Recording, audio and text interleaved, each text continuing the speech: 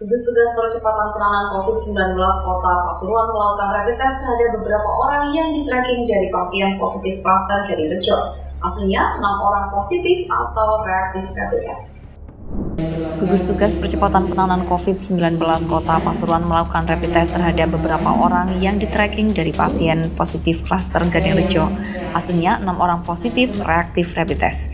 Jubir Gugus Tugas Sherly Marlena mengatakan kendati 6 orang tersebut reaktif rapid test, namun tidak secara otomatis mereka positif terinfeksi COVID-19, sebab akurasi rapid test hanya mencapai 65%. Untuk itu harus dilakukan tindak lanjut dengan tes swab untuk mengonfirmasi orang tersebut benar positif COVID-19.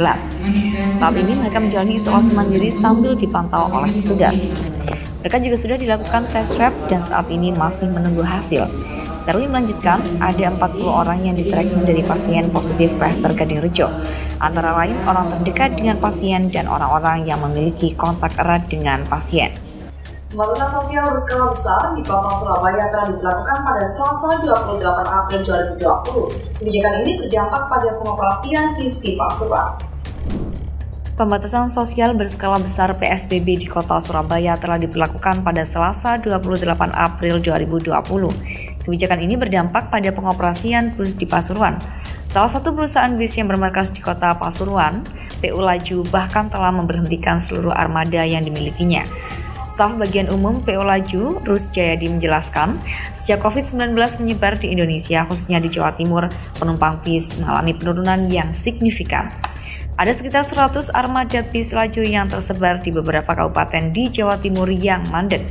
Bahkan menurut Rus Jayadi, untuk bis Patas sudah tidak jalan sejak akhir bulan Maret kemarin. Sementara itu, sopir bis laju Abdurrahman mengeluhkan penurunan penumpang yang bisa diangkutnya sangat menurun bahkan lebih dari 50%. Sebelum wabah ia bisa mengangkut 40 penumpang dalam sehari. Pantauan Warta Bromo di Terminal Untung Suropati pada Kamis 30 April 2020 tidak ada bis besar yang melintas. Hanya ada beberapa bis kuning jurusan Pasuruan Mojokerto yang parkir tanpa penumpang. Kebijakan PSBB di 3 kota kabupaten yakni Surabaya, Gresik, dan Sidoarjo mulai diberlakukan pada sejak tanggal 28 April hingga tanggal 11 Mei 2020. Sekretaris Daerah Kabupaten Pasuruan Agus Sutiaji akhir pamitan, pensiun di usia 60 tahun, sosoknya digantikan Misbah Zunip.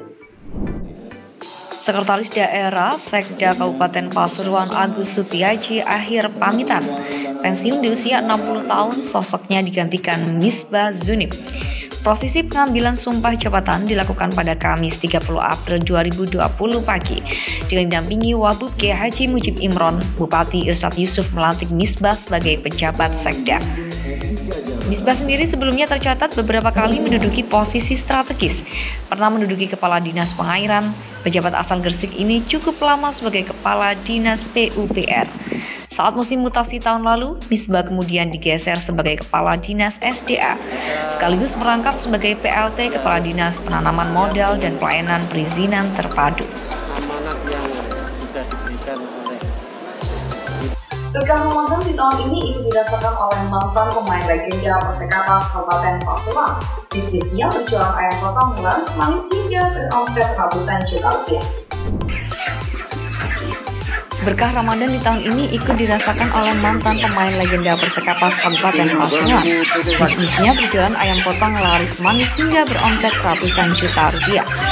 M. Hasan Soleh, mantan pemain Laskar Sakera yang berjaya di eranya dahulu, sekarang mencoba bisnis baru, yakni berjualan ayam potong di Desa Kerajaan, Kecamatan Keraton, Kabupaten Pasuruan.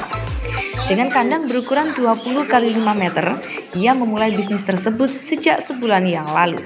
Ia mantap berjualan ayam setelah kantongi bekal jurus berbisnis dan motivasi yang kuat. Dibantu oleh 5-7 karyawan lainnya, ia memotong hingga membersihkan ayam yang berukuran 1-3 kilo. Kemudian ayam-ayam ini dijual dengan harga Rp20.000 untuk dijual ke pengepul ayam. Diketahui Hasan Soleh memang menjadi pecinta binatang sejak menjadi pemain sepak bola di tahun 2006. Ia mempunyai ternak burung ocean hingga burung merpati balap yang juga ia jual di berbagai daerah dengan omset puluhan juta. Ya, alhamdulillah lumayan. Update selalu informasi terkini dari Pasuruan, Probolinggo, dan Lumajang di Warta Bromo TV. dan selamat menunaikan ibadah puasa bagi yang mencalonkan.